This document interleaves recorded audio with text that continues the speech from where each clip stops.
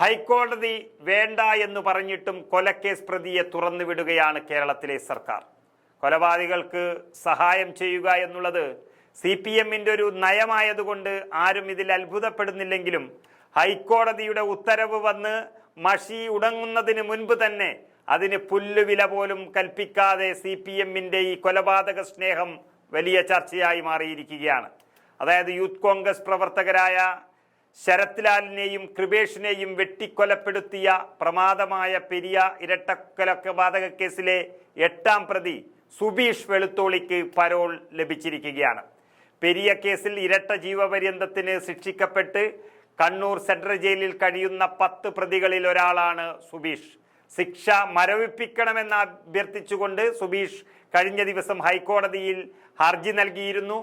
2 ചെറുപ്പക്കാരെ കൊന്നു തള്ളിയ ഒരു നരാധമൻ എന്ന് മനസ്സിലാക്കിക്കൊണ്ട് തന്നെ കോടതി അർഹിക്കുന്ന അപജ്ഞയോടെ ഇത് തള്ളിക്കളഞ്ഞത് ഇന്നലെയാണ്.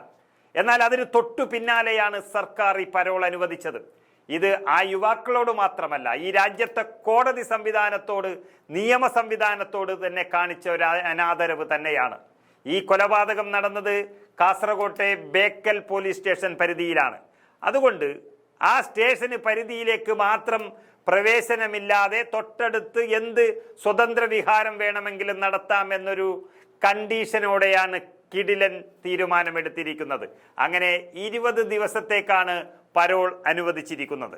ഈ പ്രതിയെ തുറന്നുവിടുന്ന ആഭ്യന്തര വകുപ്പിന്റെ ഒരു ഗതികേട് നോക്കണം. അതായത് ഈ ഇരട്ടക്കൊലപാതക കേസിലെ പ്രതികൾക്ക് ആർക്കെങ്കിലും പരോൾ അനുവദിച്ചാൽ വലിയ ക്രമസമാധാന പ്രശ്നമുണ്ടാകുമെന്ന് നേരത്തെ അറിയിച്ചുകൊണ്ട് ബേക്കൽ പോലീസാണ് റിപ്പോർട്ട് നൽകിയിരുന്നത്. അത് മറച്ചു വെച്ചുകൊണ്ടാണ് അതേ ആഭ്യന്തര വകുപ്പ് ഇപ്പോൾ പരോൾ അനുവദിച്ചിരിക്കുന്നത്. ചിലപ്പോൾ പിണറായി വിജയന്റെ പോലീസ് മുൻപിലും പിൻപിലും എസ്കോർട്ട് നൽകിയാലും പ്രതിക്ക് അത്ഭുതപ്പെടാനില്ല.